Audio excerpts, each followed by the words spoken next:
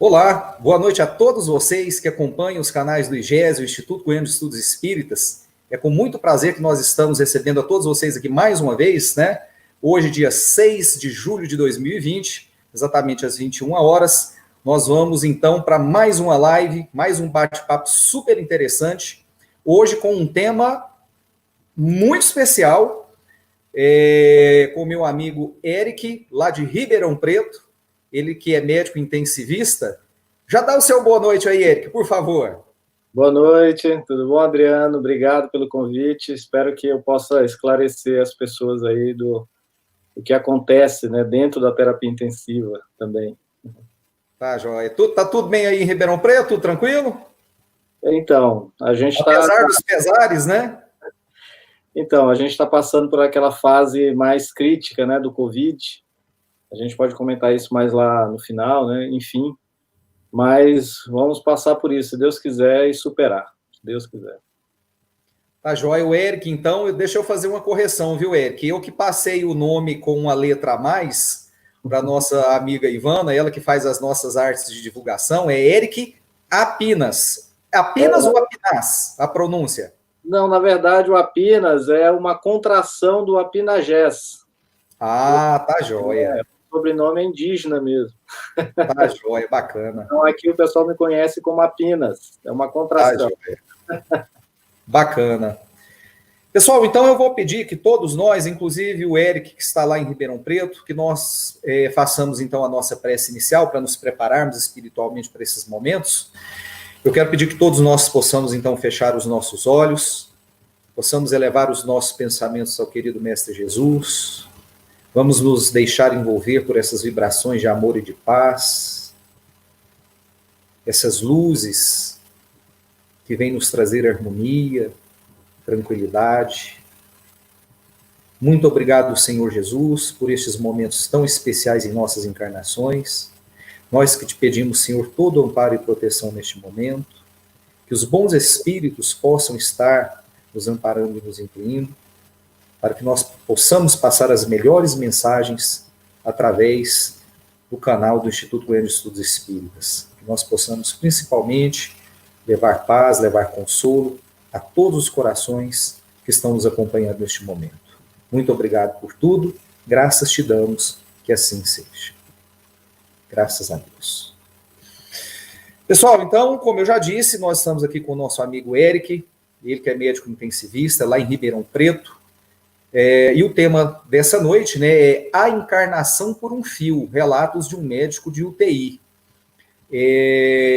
Eu acho que eu até passei uma mensagem para você, né, Eric, durante o dia, falando que o interesse pelo tema foi muito grande, que bom, né?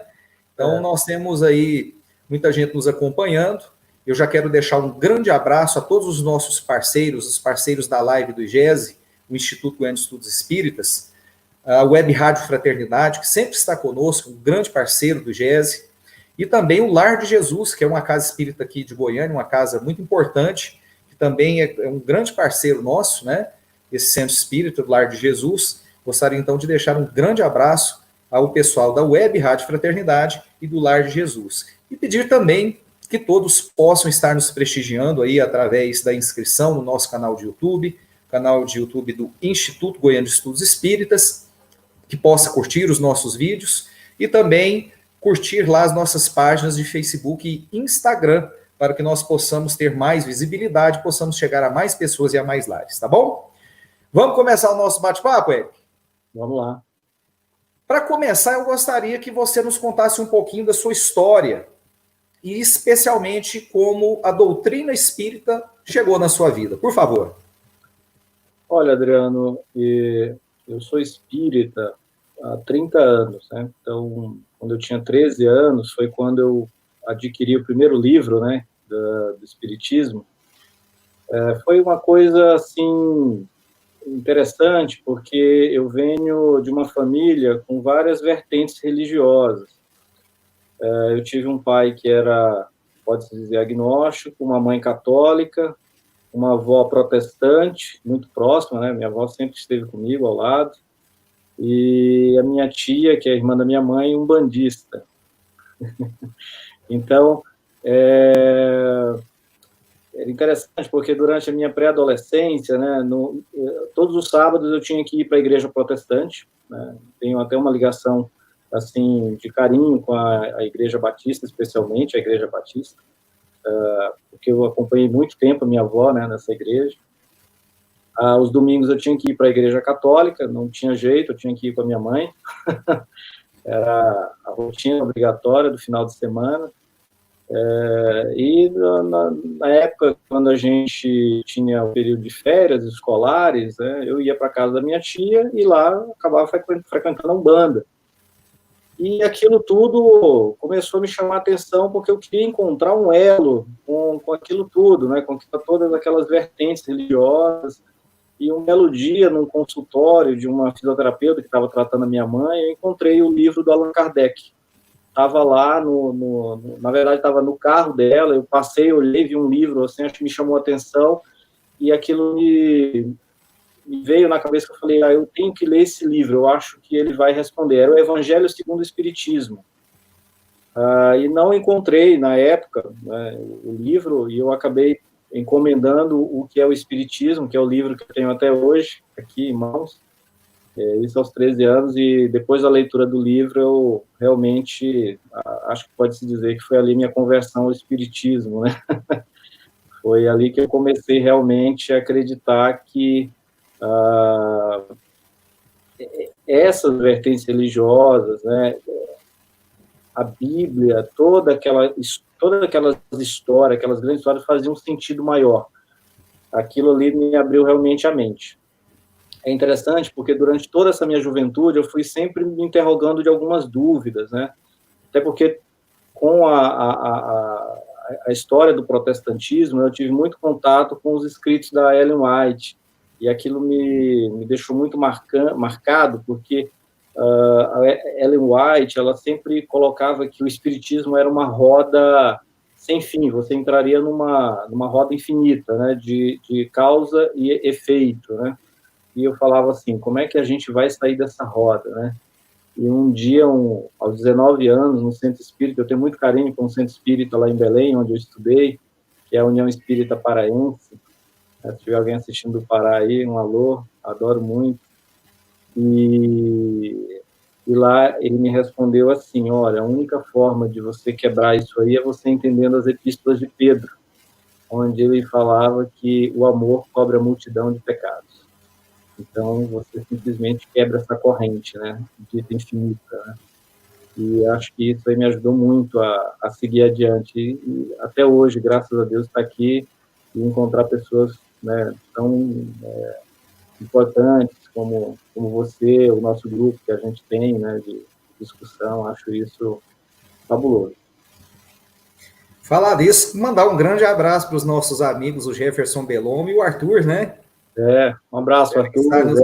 Um abraço aí aos companheiros de grupo aí de discussões. Grupo muito bom. Eu particularmente adoro os nossos bate-papos lá. Olha, e por falar nisso, Eric, nós temos gente do Brasil inteiro nos assistindo, viu? Mandar um abraço aqui, ó, para o Lourenço Matiero. Obrigado, Lourenço, por estar nos prestigiando. Francisco Júnior. Ô, Francisco, muito obrigado. Francisco, sempre conosco, parceiraço aqui do IGES, Instituto Goiano de Estudos Espíritas. A Sandra Márcia Pacheco, que está falando de Iporá, o Centro Espírita Ismael, de Iporá, Goiás. A Ivonete Luz está falando de Curitiba. Oi, Ivonete, obrigado por estar conosco. A Maria Carmeli, que está falando aqui de Goiânia, muito obrigado por estar conosco, Maria Carmeli. Moab Ribeiro, também deixando o seu boa noite.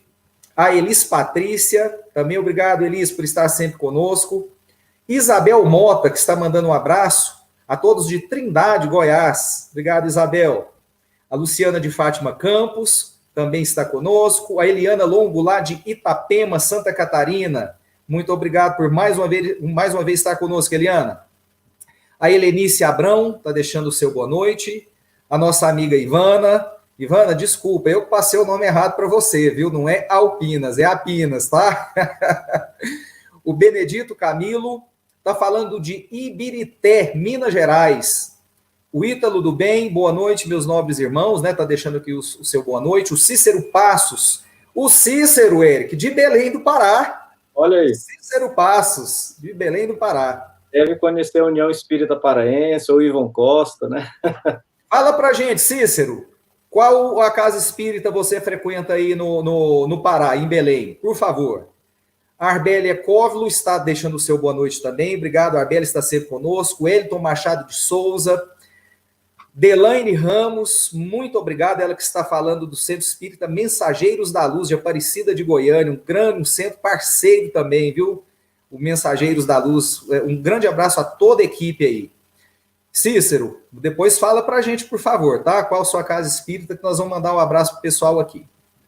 Eric, vamos continuar então o nosso bate-papo. Eu gostaria que você falasse para nós agora um pouquinho do seu histórico profissional, né? E o que faz um médico intensivista, né? Porque às vezes a gente fala, ele é médico intensivista. As pessoas não entendem muito bem o que faz o médico intensivista. Explica para nós.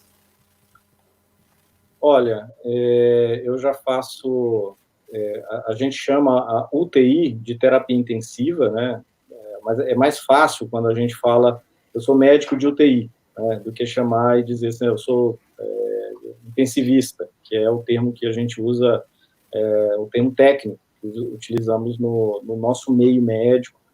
Então, eu prefiro, quando estou falando com o público mesmo, falar que eu sou médico de UTI. Eu sou médico de UTI há 17 anos, praticamente. Me parece que tudo desencadeou para eu ser realmente intensivista, porque quando eu formei, eu fui por eliminação, as coisas que eu não iria fazer de especialidade. Uma delas foi terapia intensiva. Eliminei, falei, não vou fazer isso. E eu fui para a área de infectologia, e na época nós lidávamos com muitos pacientes graves com HIV, né, desenvolviam, na época, as complicações graves, difícil de controlar, isso no final dos anos 90, início dos anos 2000, e pacientes muito graves, a gente tinha que cuidar desses pacientes nas enfermarias, eram os pacientes que tinham pouco acesso à terapia intensiva na época, né, por N razões, enfim, e acho que a experiência de eu lidar com esses pacientes críticos, mais os exemplos de médicos que se dedicavam a esses pacientes críticos, acabou me levando realmente para dentro da terapia intensiva, ou seja, para dentro da UTI. E é na UTI onde eu me sinto mais, não sei se a expressão seria essa, mas é onde eu me sinto mais realizado pessoalmente, profissionalmente, onde eu sei que eu posso utilizar das minhas capacidades, das minhas habilidades que eu adquiri ao longo dos anos, né, em treinamento, para melhor ajudar aqueles pacientes graves. Então, acredito que essa jornada inicial me trouxe até aqui. A UTI sempre teve algo difícil, né, para o público leigo, porque durante muitos anos, ela foi vista como algo ruim, né, como um local onde os pacientes provavelmente não iriam voltar. Esse conceito, essa primeira impressão, ou não posso dizer que seja um preconceito, mas enfim, mas essa impressão negativa que as UTIs tinham há décadas atrás, elas foram, né, se modificando ao longo do tempo. É uma especialidade reconhecida pela Associação Médica Brasileira recente, né, foi em 2002 que a especialidade foi reconhecida mesmo, aqui no Brasil, apesar de ser uma especialidade já reconhecida no mundo afora, aí, desde os anos 50. Enfim, e o fato de as coisas ficarem mais transparentes dentro da medicina e também com o avanço tecnológico, as UTIs se tornaram um local onde a esperança é bem vista, bem quista, se você consegue manter essa esperança, né? Aquela situação da desesperança quando o paciente adentrava a UTI, isso praticamente ficou para trás. Agora a gente tem realmente aí muitas condições de devolver esse paciente, né, com qualidade de vida para retorno aos seus afazeres, para os seus familiares, para casa. Então, acho que a terapia intensiva desenvolveu muito nesses últimos pelo menos nesses últimos 20 a 30 anos, no mundo afora e aqui no Brasil também. Então, a terapia intensiva é um local difícil, né, para os médicos, para todos os profissionais de saúde que lidam também com paciente grave. E aqui não é só o médico que fica lá na UTI, né, nós temos a equipe de enfermagem, de fisioterapia, tem os outros especialistas que passam lá, da farmácia, da fonoaudiologia, da terapia ocupacional e psicologia, enfim, assistência social. Então, na verdade, tem, assim, atualmente, uma infinidade de profissionais que estão passando na UTI em benefício do paciente. Eu não quero ser injusto com nenhuma especialidade, nenhuma profissão, mas as equipes multidisciplinares hoje são realmente muito amplas. O atendimento ao paciente é um atendimento agora multidisciplinar, é um atendimento que nós priorizamos aí todo o cuidado necessário para a recuperação desses pacientes. É lógico que é um ambiente tenso, às vezes, um ambiente onde realmente nós lidamos com muita proximidade, com uma certa frequência, com a perda, a morte, né, enfim. Então, para algumas pessoas, realmente, essa experiência é um pouco traumatizante, para outras, talvez nem tanto, mas a gente sempre está se preparando e sempre trabalhando para amenizar aquele sofrimento, né, que infelizmente acontece muito, né, dentro do ambiente de UTI. Não só para o paciente que está lá, né, mas também para os familiares e, eventualmente, para a equipe que está participando, né, daquele tratamento. Eric, o Benedito Camilo está perguntando aqui, qual a diferença entre CTI e UTI? Então, Adriana, a transmissão está tudo ok, Adriana? Que eu estou recebendo algumas mensagens aqui. A princípio, sim. Está tudo certo, né? Ok. Então, a diferença, na verdade, é porque, assim, UTI significa Unidade de Terapia Intensiva, é um local único. O CTI, na verdade, é o Centro de Terapia Intensiva, que pode envolver outras unidades que não necessariamente seja a própria UTI. Por exemplo, aqui o nosso Centro de Terapia Intensiva, durante muitos anos, no mesmo setor, a gente teve também a unidade coronariana, que é um departamento da cardiologia, já é um espaço de pacientes especificamente com problemas cardíacos, né? Então, esse aí a gente chamaria isso de centro de terapia intensiva, né? Mas, enfim, assim, os termos se confundem. Então, muita gente chama CTI, UTI, que, na verdade, nós entendemos que seria a mesma coisa, tá? Então, às vezes confunde um pouquinho, mas é tudo a mesma coisa, os detalhes que vão diferenciar uma da outra, mas a gente entende quando chama CTI, quando fala UTI, então é isso. O ambiente é uma unidade onde os pacientes críticos vão ser tratados, então uma unidade específica para atendimento de paciente grave. Bacana. Deixa eu mandar mais abraços aqui. Quem mais, hein, que eu não mandei abraço aqui? O Lauro Henrique, está falando de Goiânia, muito obrigado, Lauro, por estar conosco. O Cícero, ele respondeu que ele frequenta lá a União Espírita Paraense e o Centro Espírita Paz, Luz e Amor. Você conhece lá? Então, a União Espírita, sim, conheço a União Espírita, frequentei muitos anos lá em Belém, quando mais jovem, mas o outro eu não recordo. E a Ivana está falando que a União Espírita Paraense é maravilhosa e faz uma maniçoba deliciosa. Vamos ter que lá experimentar. Vamos ver quem mais aqui.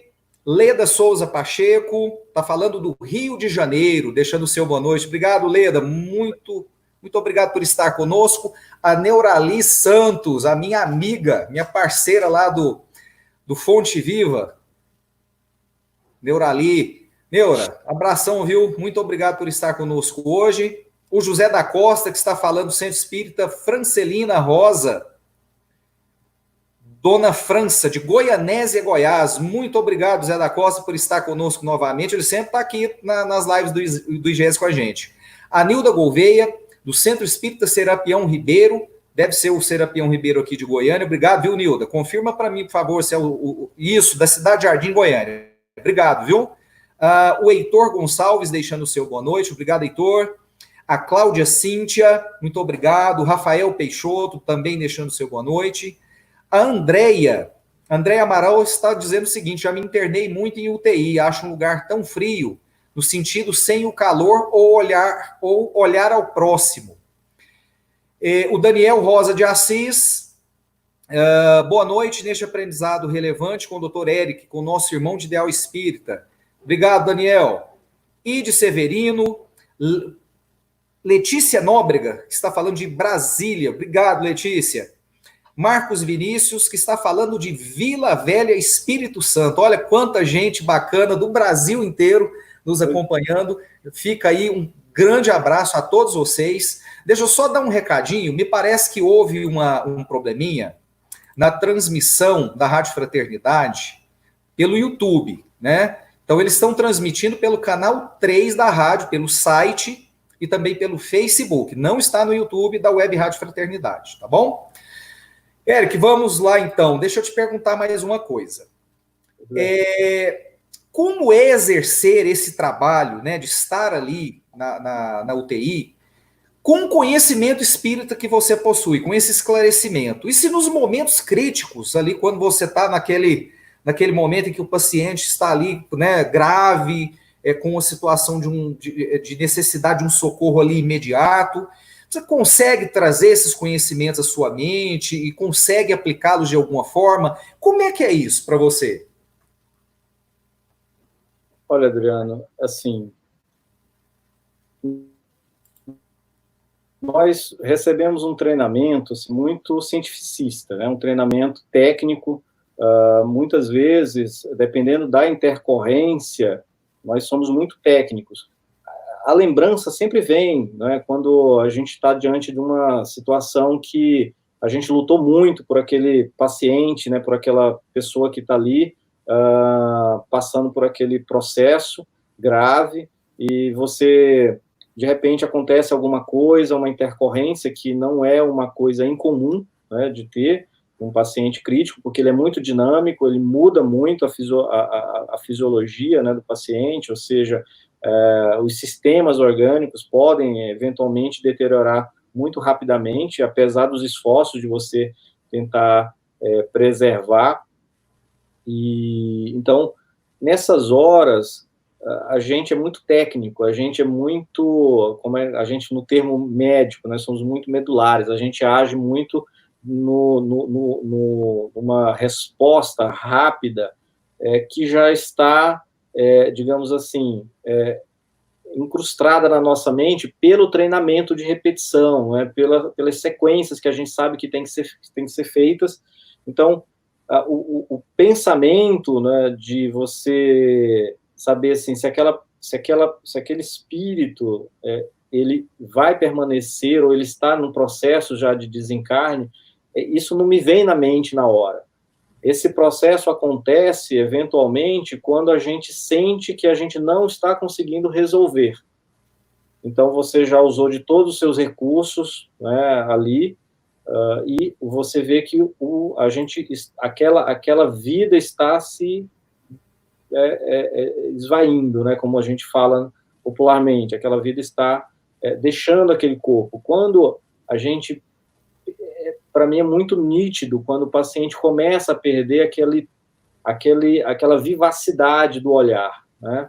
Então, ali eu percebo que, parece que realmente ele não vai conseguir se manter, né? Ele não vai conseguir ficar, e aí é a hora que a gente realmente parece que vem essa percepção, mas isso é uma coisa muito individual, é muito particular minha, tá? Essa percepção, isso não tem nada de ciência, isso é uma coisa que a gente, na verdade, com a prática médica, nesses ambientes críticos, com a visão espírita que eu tenho, isso pode ser uma experiência diferente para um outro médico espírita de UTI, mas a gente percebe quando o paciente não está mais ali, né? Você está simplesmente ali sustentando ali aquele corpo, né, na qual o espírito provavelmente está num processo de desligamento.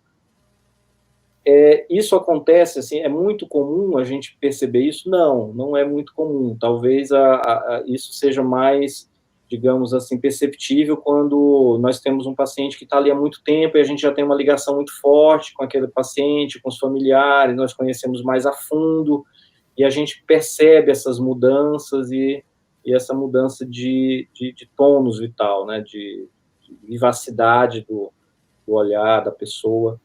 É um processo difícil às vezes, mas faz parte, né, da nossa profissão participar disso aí. Nesse momento que a gente vive atualmente, que é um momento mais crítico, né, e na qual, inclusive, as famílias tem muita limitação, né, do ponto de vista de visita, de exposição por causa do risco alto de infecção. Isso fica muito mais vívido para toda a equipe, né? Essa questão de você querer ali fazer com que o paciente se recupere, né, com toda a energia, e é muito desgastante, é muito chocante quando a gente perde um paciente, né, na UTI, ainda mais numa situação dessa, né, uma situação de pandemia, uma situação mais crítica, né? A gente fica realmente muito emocionado ali com essa circunstância. Não, assim, para o intensivista, parece ser natural falar da morte, porque nós convivemos, né, dia a dia com esse limite, né? Eu falo sempre que a UTI é a última fronteira ali do hospital. Então, mas o tempo, o treinamento faz com que nós nos tornemos assim um pouco mais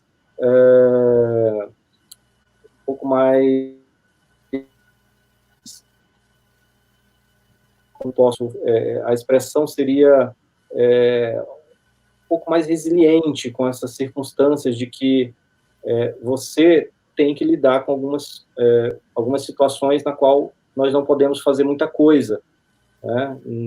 Muitos pacientes, infelizmente, não vão responder às medidas, então, esses sentimentos, às vezes, de frustração, isso acomete, independente da religião. Então, eu vejo muito isso. É claro que o fato de nós sermos espíritas, isso facilita muito esse entendimento da questão da vida e da morte.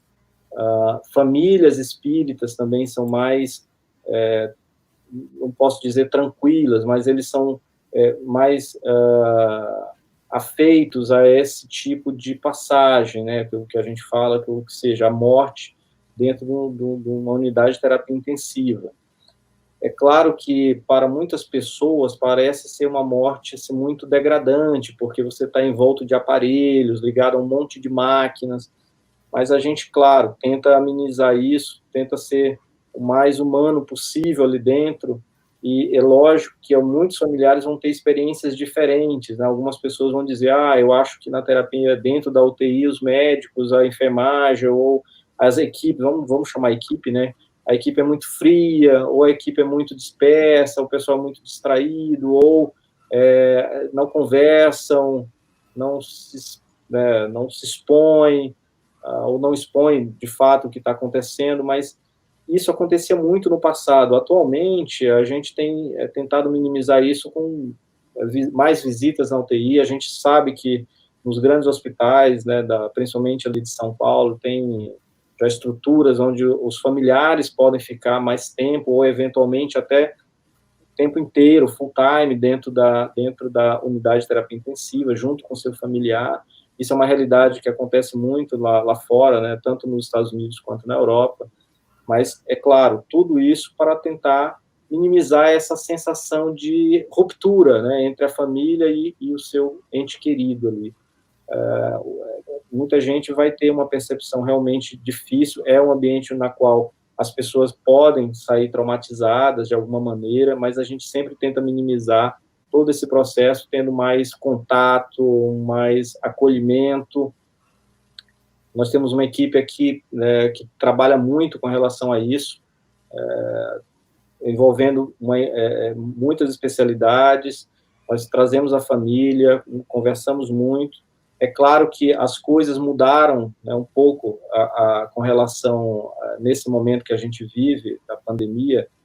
A gente teve que mudar alguns protocolos por questão de segurança. Eu acho que isso aconteceu em todo o país com as UTIs, né? Mas é um processo aí que é difícil você colocar em poucas palavras ou num evento aqui mais rápido. Eu falo sempre que você precisa vivenciar essa situação para você ter uma ideia de como é que é dentro de uma terapia intensiva, seja como familiar, seja como paciente, ou seja como profissional de saúde. Assim, é a mesma coisa a experiência do médico, né? Às vezes o médico que não tem experiência de ser família dentro, né, com um paciente internado, ou ele mesmo, o próprio paciente, então é difícil o médico imaginar se ele não tiver realmente uma experiência dessa aí, para entender como é que é o funcionamento. Eu já tive a experiência de não estar internado em UTI, mas já de estar internado em unidade de emergência, já tive familiar na UTI, até recentemente também. A gente sabe como é difícil, uma situação de medo, de insegurança, a gente fica aguardando ligação, a gente tem medo da ligação também, porque a gente quer ter informação, mas ao mesmo tempo a gente não quer receber uma notícia ruim.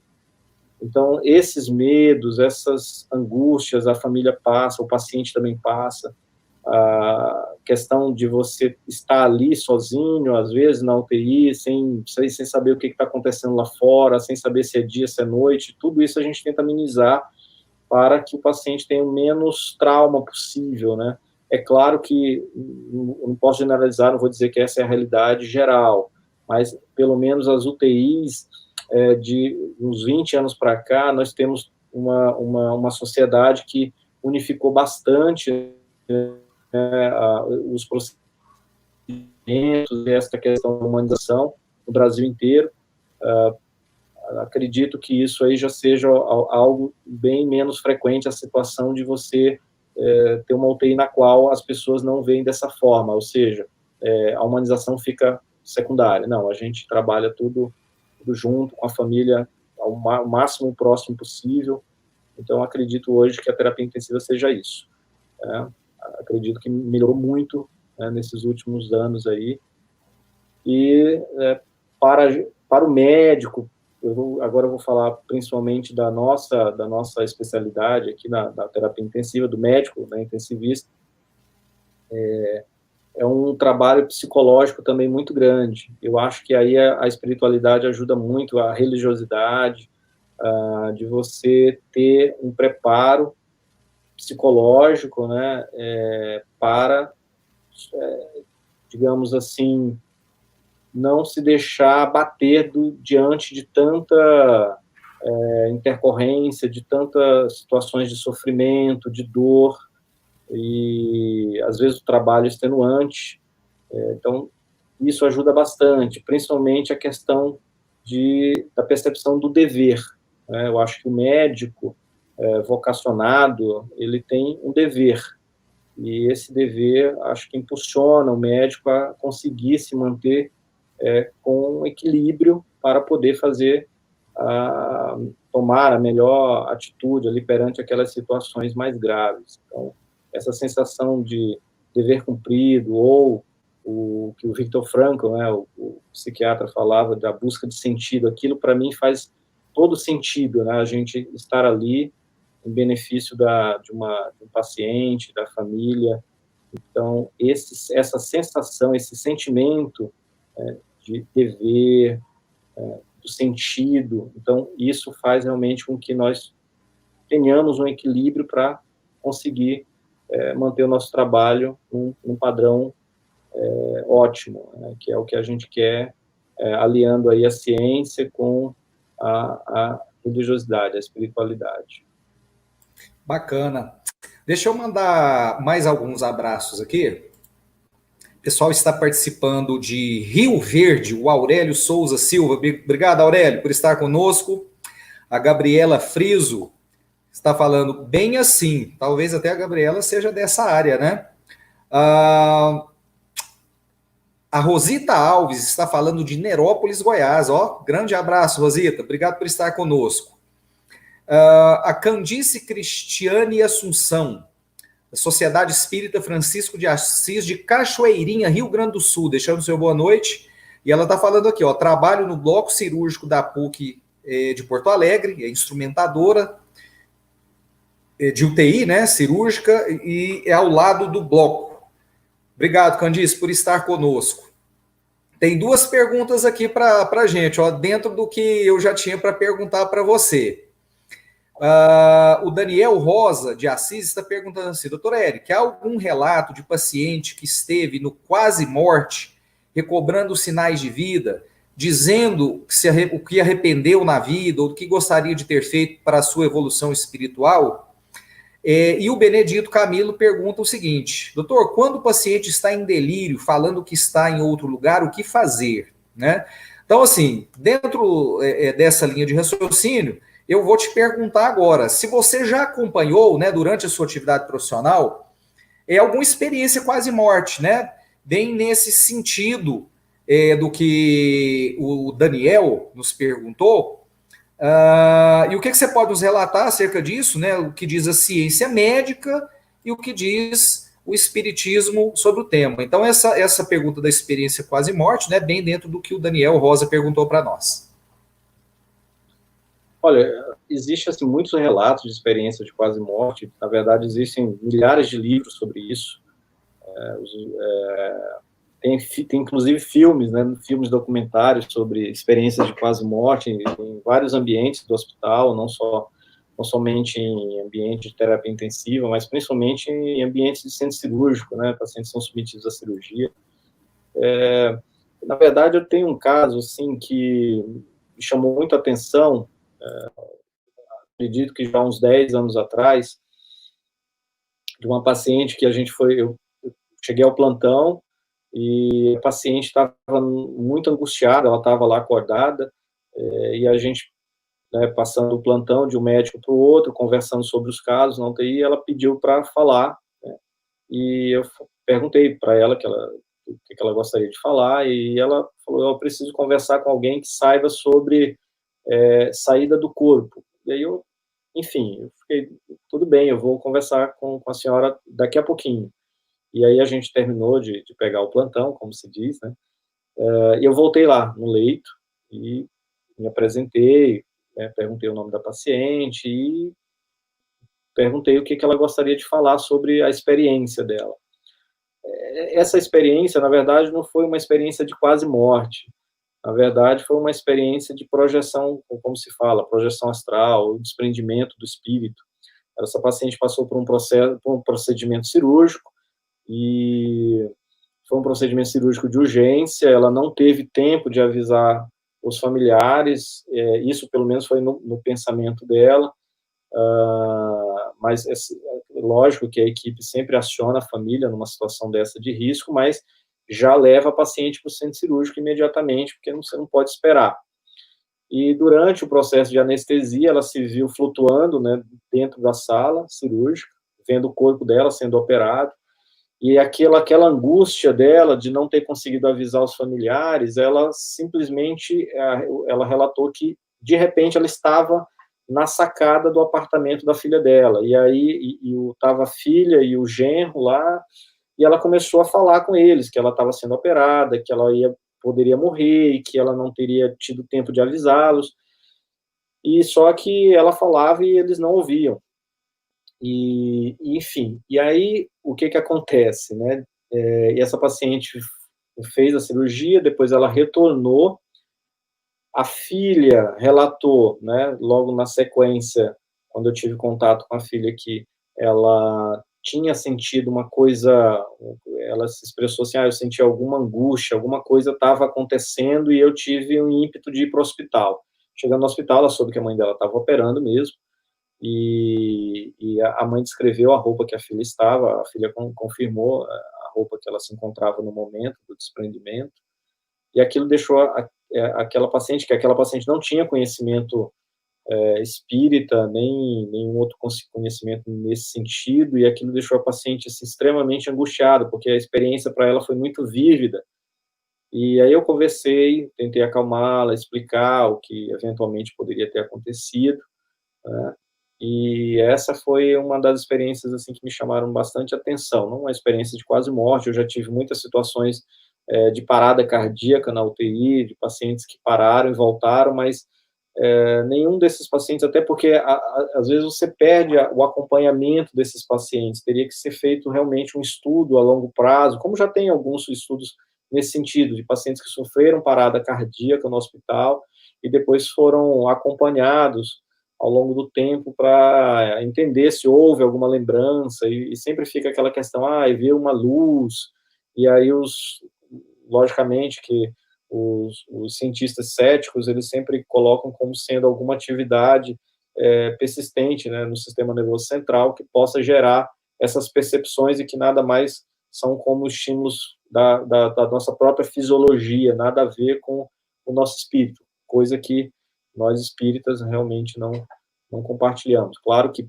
eventualmente, pode acontecer, sim, alguma alteração bioquímica, fisiológica, que possa levar a esse tipo de percepção, mas é uma coisa difícil de você confirmar cientificamente. Com relação a outros eventos dentro da UTI, assim, a minha experiência basicamente foi com alguns pacientes que tiveram premonição, né? Eu tive uma paciente que certa vez eu comentei até com alguns colegas espíritas, né? Uma paciente que ela estava aguardando por um transplante, esse transplante, quando saiu, ela já estava em casa com as malas prontas, já esperando o telefonema para ir para o hospital. Ela tinha tido um sonho, na qual o transplante iria sair. Claro que são casos interessantes que a gente percebe, a gente tem conhecimento na UTI. A mesma coisa são de percepções de espíritos, né? A gente já teve algumas situações de pacientes que relataram visões dentro, né, da unidade de terapia intensiva, visões de espíritos, conversaram. É lógico que muitos pacientes acabam tendo alguns quadros de delírio, a gente não pode confundir uma coisa com a outra. Eu sempre penso primeiro no problema orgânico, eu sempre vou para o critério de exclusão. O que quer dizer? Que quando o paciente começa a falar com alguém, ele começa a ficar um pouco agitado, ele começa a descrever que está visualizando alguma coisa, a gente tem que fazer uma avaliação clínica beira-leito, existem ferramentas que nós utilizamos para entender se aquilo é um delírio, né, de fato, se é um problema orgânico, metabólico, né, de origem de alguma doença, de algum distúrbio, enfim, do organismo, ou se aquilo ali tem alguma coisa a ver com o status psíquico do paciente ou algum outro evento de explicação não fisiológica, não fisiopatológica. Então, primeiro a gente tem que ver se o problema realmente é orgânico, um problema que nós podemos resolver do ponto de vista material, a gente poder dizer, não, que aquele paciente pode realmente ter tido aí uma experiência, vamos dizer assim, espiritual. Tá? É muito comum os pacientes ficarem graves na UTI, terem delírio, principalmente na fase inicial ou na fase, digamos assim, de recuperação do processo de doença. Isso acomete principalmente pacientes idosos. Eu tive uma experiência, certa vez, com uma paciente que ela não estava em delírio, era uma paciente super idosa, ela tinha 102 anos, era na minha época de formação ainda, isso já vai para quase 20 anos, e ela estava com uma doença grave, e ela começou a dizer ela começou a conversar sozinha com uma pessoa, e eu cheguei perto, eu perguntei se estava tudo certo, o que ela estava sentindo, e ela falou, não, eu estou conversando com a minha irmã, que faleceu ao ano passado, e ela está aqui. Então, aquilo me deixou assim meio chocado, e eu falei, a minha percepção foi de que aquela paciente, ela iria partir, e foi realmente de fato. Eu até, na época, eu conversei com a minha orientadora, minha chefe, né, minha staff, que estava me treinando, que a minha sensação de que aquela paciente não iria sobreviver àquela internação, mas ela achou que não, que a minha percepção estava equivocada, a paciente estava dando sinais de melhora, mas infelizmente a paciente veio a falecer. Isso foi uma das coisas que me marcou durante a minha formação. Então, a gente escuta muito os pacientes. Eu sempre gosto de ouvir bastante os pacientes, as famílias, essas percepções, mas sempre, em primeiro lugar, o médico ele está comprometido com digamos assim, com a doença, né, com os processos orgânicos que possam gerar, eventualmente, visões, percepções, e a pessoa pode até confundir aquilo como algo espiritual. Então, eventualmente, não muitas vezes é um problema orgânico, a gente tem que ter isso em mente.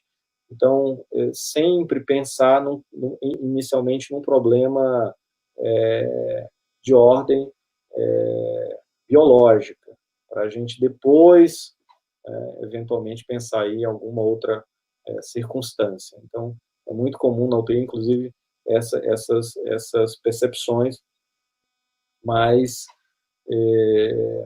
não vou dizer que é fácil, uma situação difícil, às vezes, quando o paciente está em delírio, até você descobrir o que pode ser a causa, né, dessas agitações, dessas visões, dessas falas que, às vezes, os pacientes começam a ter, enfim.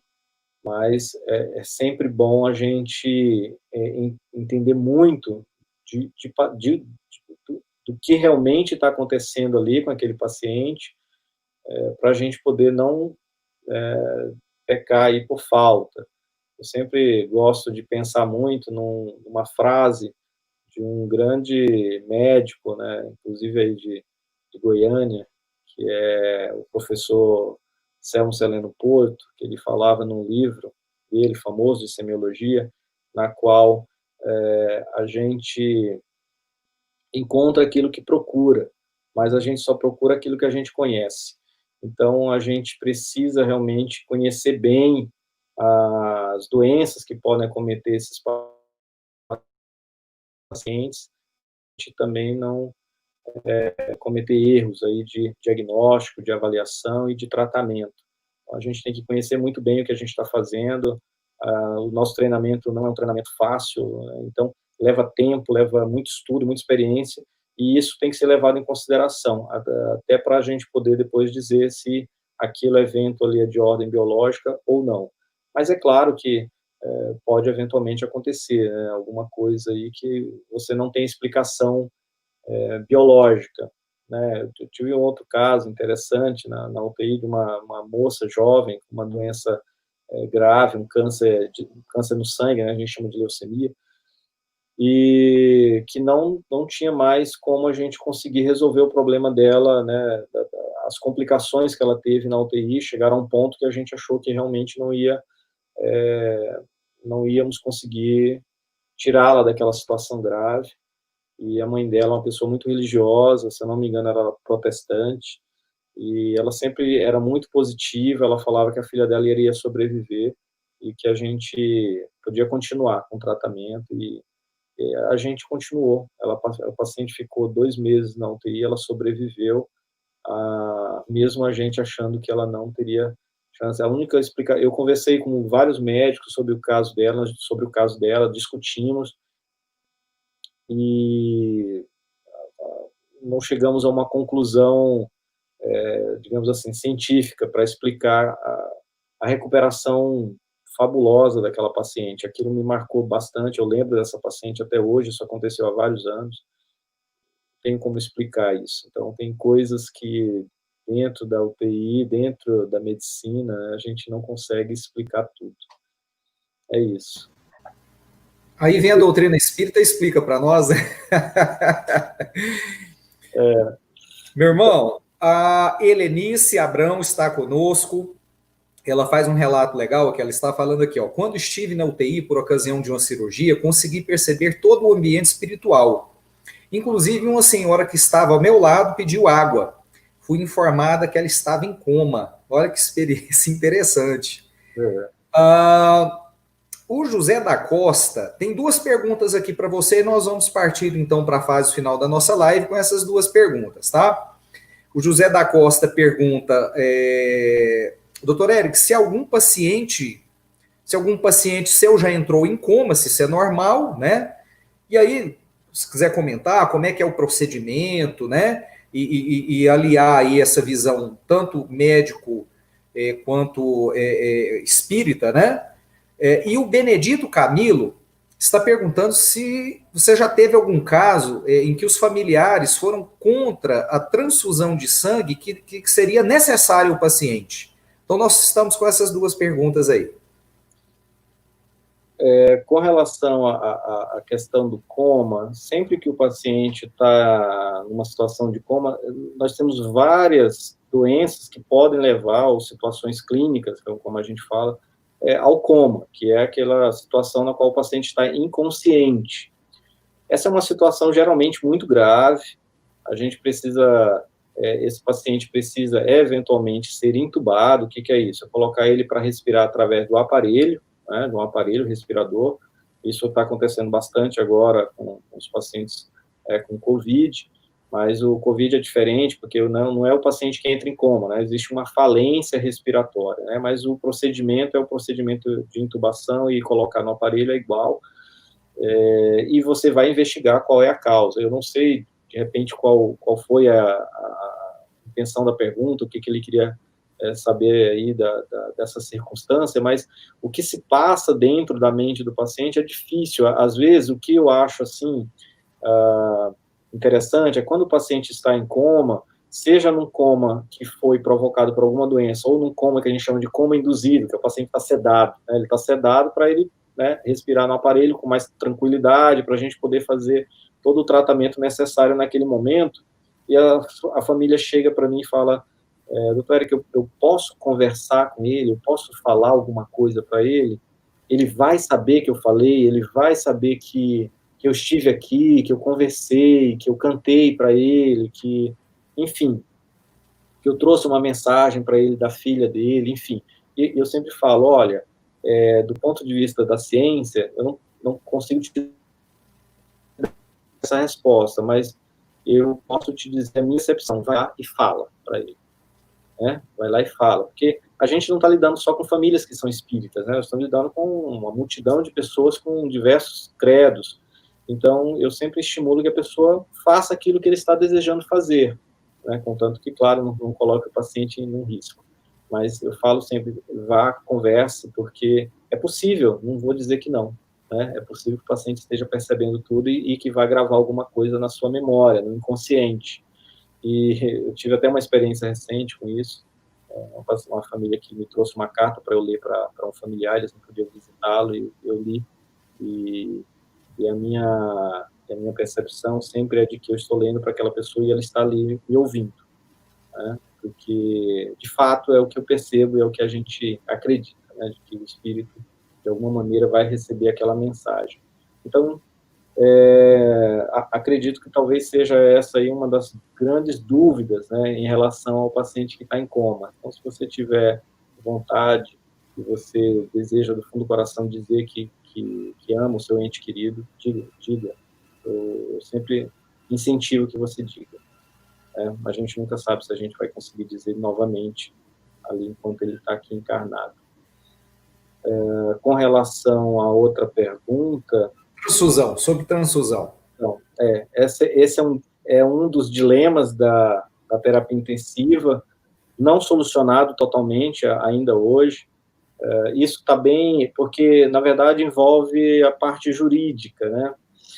E isso é bem resolvido nos Estados Unidos, onde você tem um sistema jurídico um pouco diferente, mas na Europa e aqui no Brasil, a lei ainda não consegue, digamos assim, dar autonomia total, né, para algumas circunstâncias. Então, por exemplo, o paciente que, vamos supor, a filha internou na UTI, eles têm uma religião que não permite transfusão.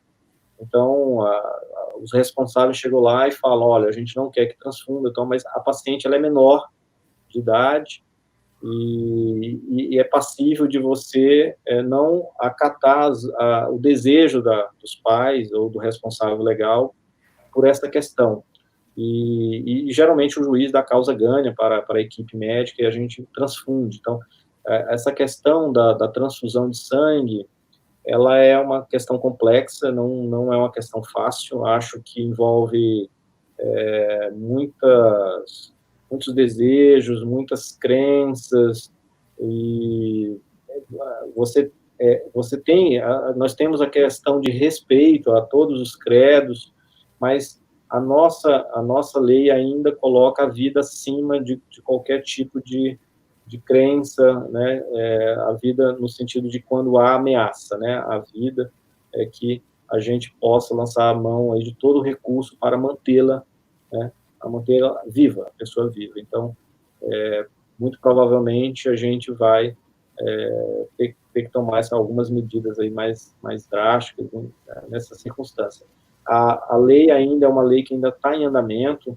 O que eu sei é que existe aí um processo dentro do Supremo Tribunal Federal para decidir onde é que você vai flexibilizar e onde é que você não vai flexibilizar essa questão das transfusões sanguíneas, em que situações que a família tem autonomia total, não tem. Então, isso ainda está em processo de discussão. Acredito que não é uma solução fácil, mas é uma questão que nós temos que esperar. É lógico que gera muita discussão no meio médico. Nós temos uma parte jurídica aí, que geralmente ajuda a decidir essas questões mais complexas, né? E é o que eu tenho de conhecimento neste momento, tá? Então, é uma área realmente difícil, mas está em processo aí de decisão. Vamos esperar o que o Supremo tem a dizer sobre essa questão aí nos próximos anos. Tá joia. Eu gostaria agora, então, de mandar mais abraços. O José da Costa está falando que ficou contente com o esclarecimento. Obrigado, José da Costa. Ele que fez a pergunta acerca do coma, né? A Aurilene Barbosa está dizendo, parabéns pelo tema, façam outras. Obrigado, Aurilene. Nós vamos fazer sim. E o Marco Aurélio está fazendo uma pergunta que você até já chegou a falar um pouco sobre isso, se você quiser complementar alguma coisa. Ele fala assim, ó, boa noite. Por que, depois de diversos casos de lembranças de experiência de quase morte, a ciência insiste em negar a existência do espírito? Aí eu já até levanto a bola também para você no seguinte sentido: como é que está isso para a ciência médica? Já existem trabalhos, pesquisas nesse sentido? Como é que no meio médico isso se dá? Olha, assim, existem várias pesquisas no mundo, né? Inclusive com relação à reencarnação, né? Nos Estados Unidos, o Ian Stevenson, que fez um trabalho extenso sobre a reencarnação no mundo inteiro, provando, né, a questão da reencarnação. Esse é um outro tema. A questão das experiências de quase morte são casos e casos relatados desde os anos 70, com livros, com experiências, mas é difícil, porque a ciência sempre coloca em xeque, coloca em questão essas comprovações. Sempre, é claro que no meio sempre vai haver alguém fazendo charlatanismo. Então, você diferenciar um do outro é que é a grande questão, né? Então, isso sempre gera essas dúvidas da ciência. A ciência, claro, veio se separando, né, veio se distanciando da religião ao longo do século XX. Então, hoje é praticamente uma coisa dissociada da outra, o que, ao meu ver, traz muitos danos aí a nosso progresso como seres humanos. Hoje em dia, assim, eu vejo muitos livros, muitos relatos de médicos, né, tendo essas experiências, né? A gente tem neurocirurgiões nos Estados Unidos lançando livros sobre essas experiências, né, de projeção astral, de quase morte. Não vou lembrar o nome do livro, mas tem um neurocirurgião famoso lá nos Estados Unidos que lançou 2 livros sobre isso aí. Tenho aquele psiquiatra, Brian Weiss, que já veio aqui, inclusive, no Brasil, né, que ficou muito famoso com aquelas terapias de regressão, né, de vidas passadas. E essas pessoas, quando elas se expõem, elas são simplesmente banidas do meio científico, elas são renegadas, assim, são marginalizadas, né, são colocadas à margem da ciência, como se eles estivessem fazendo algo assim, esotérico. Então, essas pessoas caem em descrédito, principalmente por questões de como a gente pode falar, essas pessoas são desacreditadas na comunidade científica, né? São pessoas tratadas até como charlatães. Então, fica difícil, porque a opinião pública acaba realmente tendo muito mais apreço com, digamos assim, essa parte, né, dos cientistas, né, que negam aí a existência do espírito, do que realmente com pessoas que tentam, né, mostrar que existe, né, o espírito, e que essas percepções e essas nuances do espírito, elas acontecem com muita frequência. Então é difícil, a ciência está realmente separada, né, disso aí. Não vejo ainda, curto prazo, algum tipo de, digamos assim, aceitação científica, né, dessa questão de vida após morte, mesmo você vendo, né, uma das, acho que talvez seja um tema interessante para uma próxima live, né, Adriano, que eu comentei contigo sobre cuidados paliativos, e é um tema que vem crescendo muito, inclusive dentro das UTIs. Eu tive uma formação, a minha esposa é especialista, né, em cuidados paliativos, além de ser patologista, ela trabalha com câncer, então nós temos muita experiência com isso, e uma das, digamos assim, das fundadoras, né, do movimento atual, que eles chamam de movimento hospice, que é o movimento dos cuidados paliativos no mundo inteiro, ela chama Elizabeth Kübler-Ross. Talvez muita gente aí saiba de algum livro dela. Ela ficou muito famosa no final dos anos 60, nos anos 70, com um livro sobre a morte e sobre aquelas gradações de como você se sente quando você tem uma notícia ruim, né? Você primeiro você nega aquilo, depois você fica com raiva, depois você quer negociar, você quer barganhar, né? E depois você aceita aquilo. E esse processo, ele pode se dar em horas, dias, semanas, meses, até anos. Então, essa questão vem da Elizabeth Kübler-Ross. E ela foi desenvolvendo, ela foi trabalhando com pacientes terminais, né? Pacientes, assim se chamavam naquela época. E ela escreveu, já próximo do final da vida dela, um livro sobre a vida após a morte, porque ela tinha experiências, né, com espíritos, e ela descreve muito bem isso num livro chamado A Roda da Vida, né, da Elizabeth Kübler-Ross, e eu acho que é um livro muito interessante para os espíritas, para quem quer entender um pouquinho do que acontece, do que é o cuidado paliativo, do que acontece, e ela escreveu um livro sobre isso. E é uma pessoa que, dentro da própria especialidade, agora que ela está sendo falada aqui no Brasil, né, para você ver, né? Então, e é uma pessoa que, no final, ela sempre disse que a vida dela era para lidar com essas mudanças de paradigma, né? Primeiro com cuidado de quem está morrendo, e depois acalentando as pessoas de que existe vida após a morte.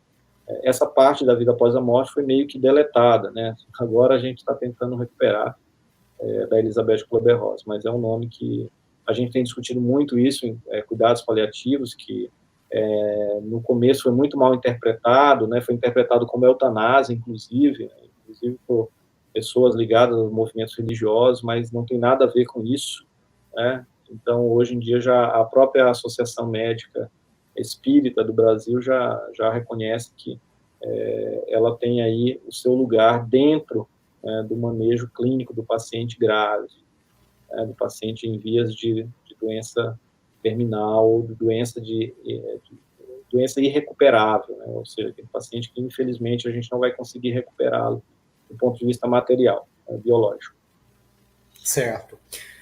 Olha, o José da Costa, ele fala que sempre teve curiosidade, né, para saber desses relatos de médicos em relação aos seus pacientes na UTI, e que é muito emocionante perceber, né, esses sentimentos que eles têm pelo paciente e pela família. Obrigado, José, pelos seus comentários. A Ivana lembra aqui que nós tivemos uma live, né, muito bacana sobre os cuidados paliativos, e que é um ótimo assunto para a gente falar novamente. Isso até sobre outros pontos de vista, né, que seria extremamente interessante a gente estar abordando isso novamente. Nós vamos marcar, viu, Eric? A Aurilene Barbosa está falando aqui do livro O Sono dos Hibiscos, que relata essa experiência, né, de um rapaz que passou 25 anos na UTI. Obrigado, Aurilene, por sua mensagem. A Márcia Ramos está conosco, a nossa amiga Márcia, lá do Mensageiros. Obrigado, Márcia. Grande abraço.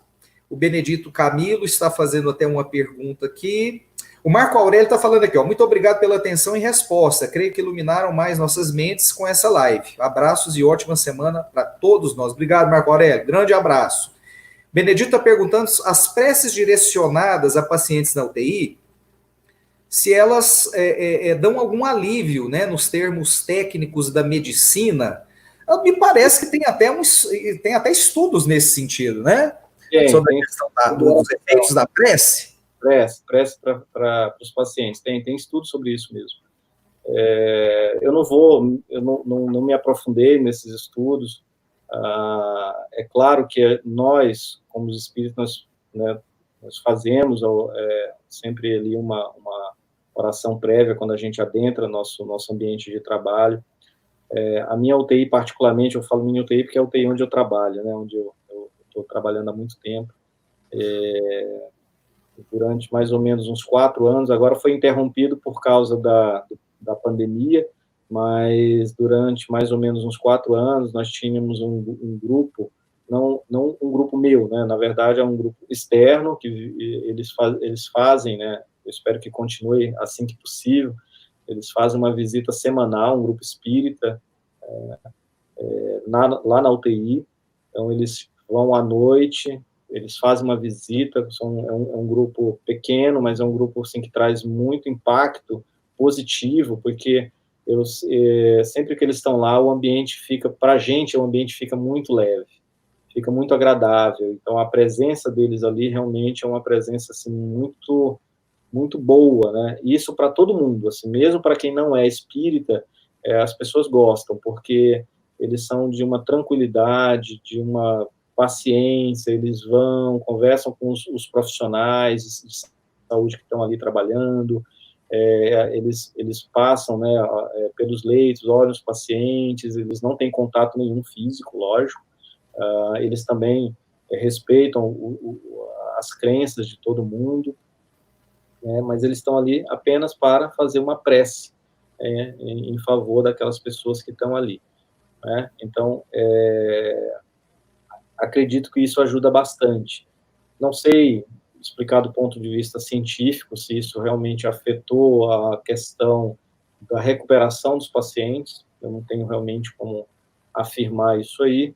O fato é que, para os profissionais de saúde, também é muito positivo, e isso eu vejo como uma forma de ajudar indiretamente os pacientes, porque os profissionais, quando estão motivados, quando eles estão em equilíbrio emocional, psicológico, eles trabalham com mais afinco, né? Eles trabalham com mais sentido, com mais aquela sensação de dever, né? Então, isso também é um ponto positivo. Às vezes a gente esquece um pouquinho, porque os profissionais, eles estão ali, eles estão lidando com situações estressantes, e eventualmente eles podem ficar estressados, né?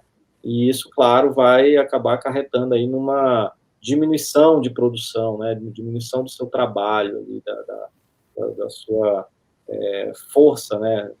Psíquica, né? Então, eu acho que isso ajuda bastante, e é bom sempre lembrar disso, né?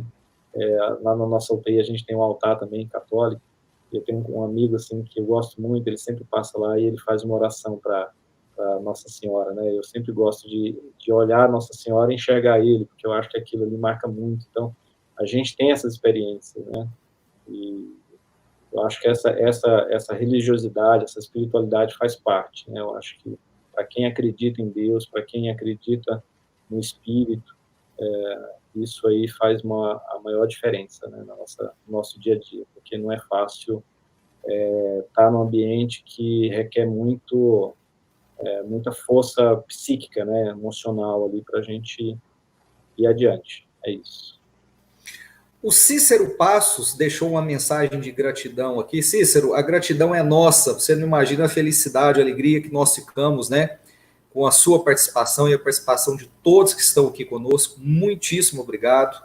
A MDib está perguntando aqui sobre a experiência quase morte. Ela certamente entrou mais tarde MDB, até vou aproveitar a oportunidade para dizer que a nossa live ela fica, né, gravada tanto no YouTube quanto no Facebook, no Instituto Goiano de Estudos Espíritas. Eu vou te pedir para voltar lá depois e assistir ela inteirinha, que o Eric fez alguns comentários sobre as experiências quase de morte, tá ok? Muito obrigado por estar conosco. Que mais aqui? O Valdeir Bezerra de Almeida está mandando um abraço, uma boa noite lá de Brasília. Obrigado por sua participação. Balaguês Osório, obrigado pelos esclarecimentos. Muita paz, luz e saúde a todos nós. Meu irmão, eu vou te fazer a última pergunta, a pergunta de encerramento, dentro assim daquele momento do coração. Eu quero saber qual foi o caso mais emocionante que você já vivenciou, né, no seu trabalho.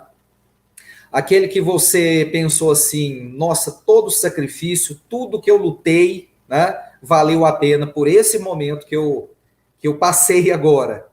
E se você, em algum momento, em alguma situação, você sentiu a presença da espiritualidade ali junto contigo, sabe? Aquela coisa assim, aquela coisa ostensiva da espiritualidade estar te intuindo, estar te protegendo em algum momento no exercício do seu trabalho.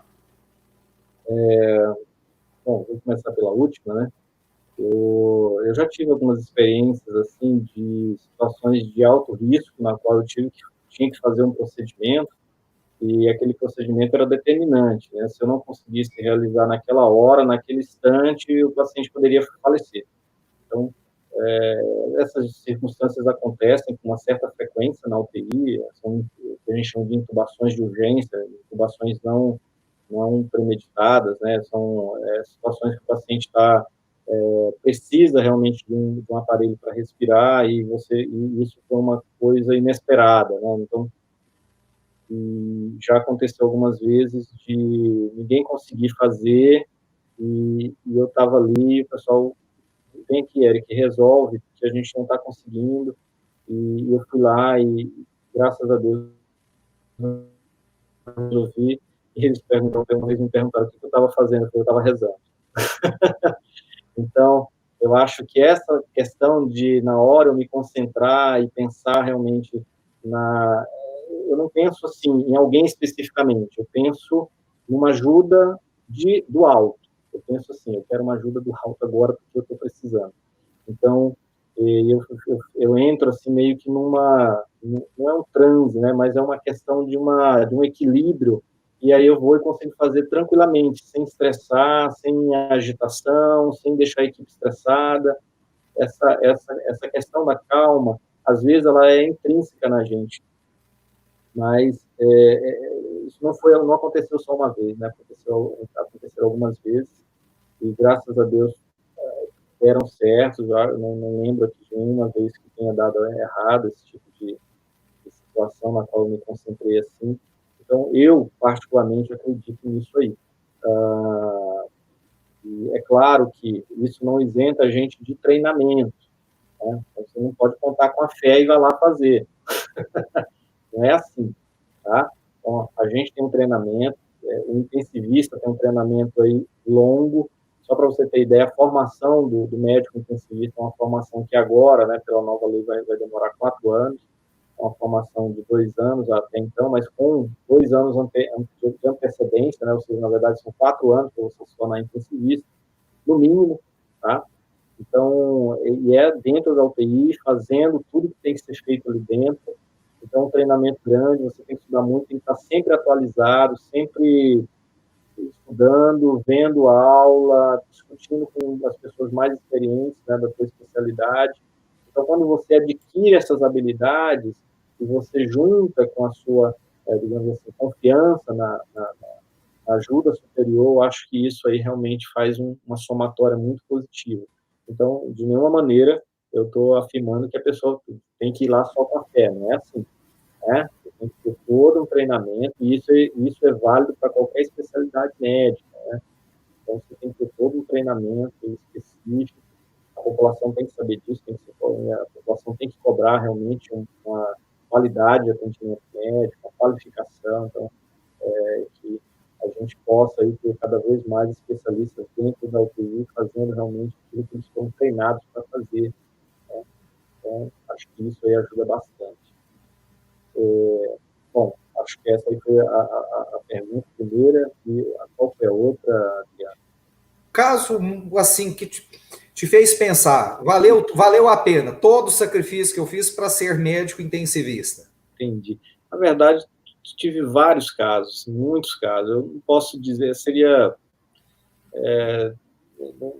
não estaria sendo justo se eu fosse dizer assim, esse caso me marcou. Eu acho que muitos casos me marcaram, acho que muitas famílias, gratidões, as pessoas, tem muitas famílias são muito gratas, elas reconhecem, mandam mensagem, mandam cartas, eu acho isso, assim, de um carinho muito especial, todas elas com a gente, a conversa, elas entendem, elas mandam bênçãos para a gente, elas sabem que a gente está passando por um momento difícil. Tem muita família assim. É claro que as pessoas também estão vivenciando esse estresse junto, né? Mas teve, na verdade, acho que os primeiros casos são os casos mais marcantes, né? Porque é quando você está começando a fazer aquilo. Então, teve uma paciente muito jovem que ela passou na UTI como um anjo, assim, porque ela era muito boa, era uma menina muito jovem, eu acredito que ela devia ter uns 17 anos, e ela tinha uma doença degenerativa neurológica que, infelizmente, na época é uma doença intratável, então ela estava na fase final de vida dela, e ela estava na UTI, ela não estava entubada, ela estava consciente, mas ela já estava com um certo grau de dificuldade respiratória, a gente sabia que aquela doença era inevitável, né? E ela estava lendo um livro, e eu era muito jovem, eu estava ainda na minha formação como intensivista, eu entrei dentro do quarto, né, do que ela se encontrava, e eu a cumprimentei e comecei a checar as coisas, né, você vai checando sinais vitais, vai checando as coisas que você tem que ver, e eu ali muito tenso e tudo, e aí ela virou para mim e falou assim, doutor, o senhor está preocupado com alguma coisa? Está tudo bem com o senhor? Aquilo me deixou tão chocado que eu falei assim, mas não estava preocupada comigo, né? Ela que está doente aqui, ela que está sofrendo, e a gente criou um carinho muito grande, né? Porque ela sempre estava muito preocupada com todo mundo, ela queria sempre estar ali conversando, e ela gostava de ler, então ela gostava de trocar muita ideia sobre o que ela estava lendo, os livros. E essa paciente foi muito triste, assim, quando essa paciente partiu, porque ela iluminava a UTI. Era uma coisa, assim, impressionante. As pessoas foram visitá-la quando ela faleceu, né? E eu acho que isso aí me marcou muito. Isso já vai para acho que uns quase 18 anos que aconteceu, né? Mas eu ainda me lembro desse episódio. Bacana demais. Nós, então, já vamos partir aí para o encerramento da nossa live. Antes eu gostaria de ler as últimas mensagens, né, do pessoal que participou através dos chats, do YouTube, do Facebook. A Aurilene Barbosa ressalta aqui que o livro O Som dos Hibiscos é um livro espírita, né, da Lígia Barbieri Amaral. Obrigado, Aurilene. A MDib agradeceu aqui a observação, obrigado por estar conosco, MDib. A Sandra Márcia Pacheco, que nossas orações possam fortalecer todos os profissionais da saúde. Deus os abençoe. Obrigado, Sandra. A Franciele Barreto, que fala de Ipameri, Goiás. Parabéns ao IGES pelas lives. Deus continue abençoando. A nós todos, Franciele, muito obrigado por sua participação. Um grande abraço.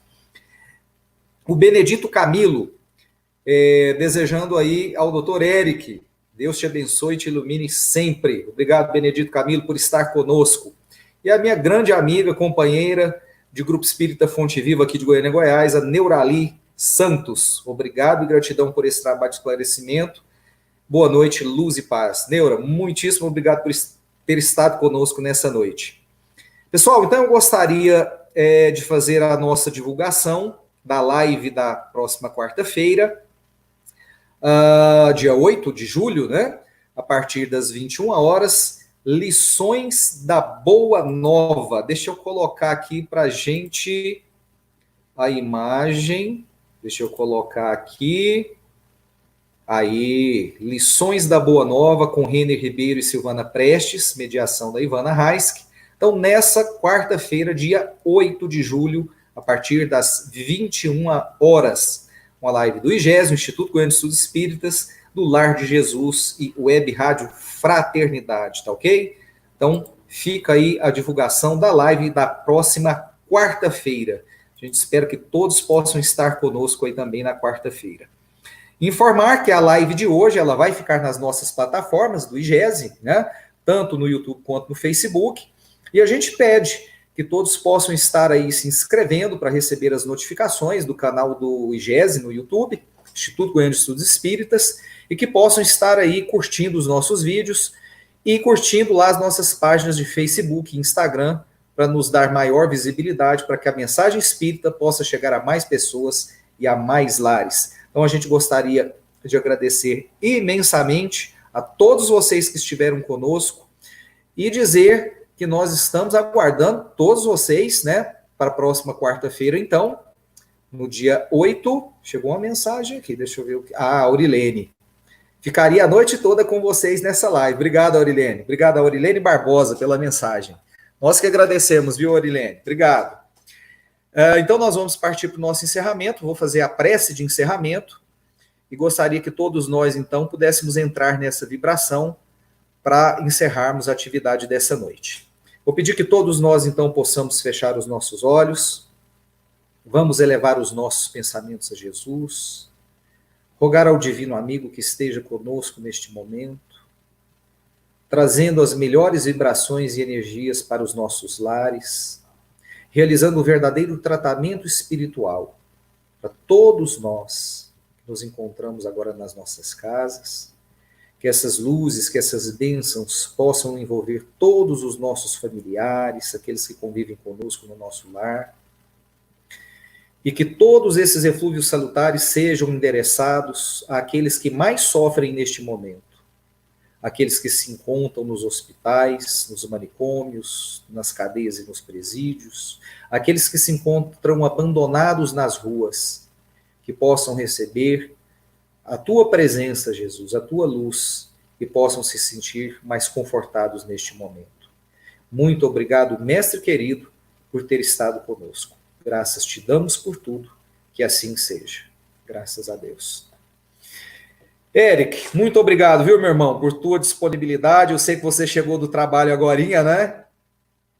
Deve estar cansado, querendo dormir um pouquinho, descansar, né? Porque logo, logo chega o momento de entrar de novo no batente.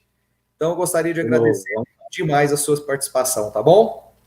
Eu que agradeço, Adriano. Obrigado pelo convite. Obrigado a todo mundo que assistiu. Se Deus quiser, a gente pode voltar depois para um outro bate-papo. Bom demais. Pessoal, beijão no coração a cada um de vocês que esteve conosco na live dessa noite. Deus nos guie. Muito obrigado a todos. Obrigado, Adriano.